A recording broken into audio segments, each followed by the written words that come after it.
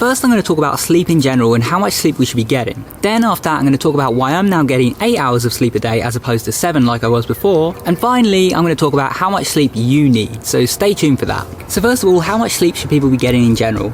Well, 7 to 9 hours is the best guideline I can give you. Yes, you'll probably feel okay on 6 hours or 5 hours sleep if you're a reasonably healthy person, but in general you want 7 to 9 hours, and how much is going to work best is going to depend on you as an individual.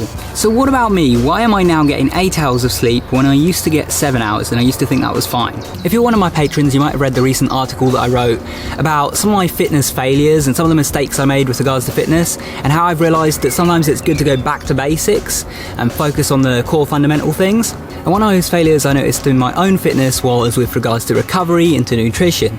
So I've addressed nutrition, and I think to recover better, I also want to sleep more. So I've started experimenting with sleeping 8 hours a day. The next reason is actually with regards to lucid dreaming. You know, since lately I've not been waking up a lot in the night to perform techniques, and I've been relying on other ways to get lucid, I feel like I should take advantage of the fact that if I sleep longer, I'll have more REM periods and more time to get lucid. You might not realise that, but if you normally wake up after 7 hours of sleep, just sleeping for 8 hours instead gives you an entire extra REM period. You might not get to finish the entire REM period, but you'll at least get a chunk of an REM period, which is another opportunity to get lucid. The third and final reason I'm sleeping longer is just so that I don't sleep shorter. The way I had it before, when I was sleeping 7 hours a night, is that that's what I would aim for. I would aim to get, 7 hours of sleep. So I'd go to sleep and I'd set my alarm for like 7 hours, 30 minutes later, because it would take me a while to fall asleep. But sometimes I would wake up after 6 hours and I would have things to do, and I would just decide, 6 hours, it's close enough, I'll get up.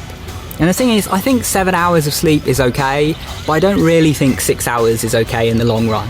Particularly for men, there have actually been studies that have shown that how long you sleep affects your testosterone levels, and sleeping anything less than 7 or 8 hours a night, your testosterone levels will actually drop significantly. And so you really shouldn't be getting less than that. And I felt like because I set my ideal sleep for 7 hours, on the nights where I wasn't getting ideal sleep, I was now getting an amount of sleep that I didn't feel was sufficient. Whereas now, if I'm aiming for 8 hours a night, then on a night where I wake up a little bit early, I have something to do or whatever, then I've slept at least 7 hours for the most part. So finally, what about you? How long should you be sleeping? Well, as I've said earlier, you want to be in that 7 to 9 hour range for most people. But I want to give you a couple of tips. First of all, if you do have any fitness goals, anything like that, you want to edge more towards the longer side of the range. If you're trying to build muscle, if you're trying to build strength, if you're trying to be healthier, if you're trying to recover from any health problems you have or anything like that, then you need that sleep. You need that because that's your recovery time when you're asleep. So an extra hour or two can make a huge difference. Now, if you don't have any fitness goals or anything like that, and you're trying to optimize your time, you need the most time possible because you're working on all sorts of things, and that extra hour can mean the difference between you getting something done or not getting it done, then you might want to edge towards the shorter end of the range, towards 7 hours. Now, the next tip I want to give you is to not rely on how you feel when you wake up. How you feel when you wake up depends a lot more on what stage of sleep you wake up from. That's why you can take a 15-minute power nap and then wake up and feel pretty good. And you can sleep for, say, 6.5 hours and wake up feeling worse than after that power nap. It all depends what stage of sleep you wake up in. But what stage of sleep you wake up in doesn't tell you how well you've actually rested. Because in that 15-minute power nap, you haven't really recovered, you haven't really had time to properly rest. It's good for if you're, tired in the middle of the day, you don't have time to sleep, and you just want a little boost.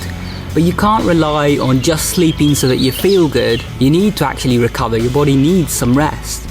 So just because you wake up after 6 hours and you feel great, you feel full of energy, doesn't mean that 6 hours is ideal for you. So I do suggest sticking in this range regardless of how you feel. Even if you're someone who's sleeping 5 hours and you feel fine, I do recommend, trying, just for a month or something, trying between 7 to 9 hours and seeing how you feel. And that's my final tip. Experiment with different times.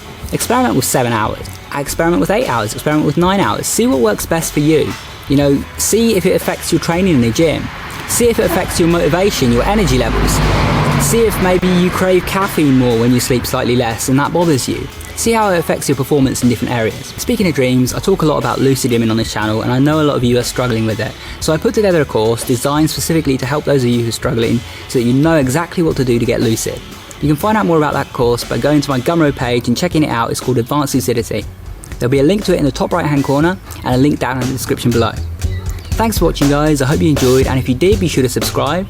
If you want to support the channel, check out my Patreon page, and if you want to keep watching, pick one of the videos on screen, go watch that, and I'll see you soon. Take care.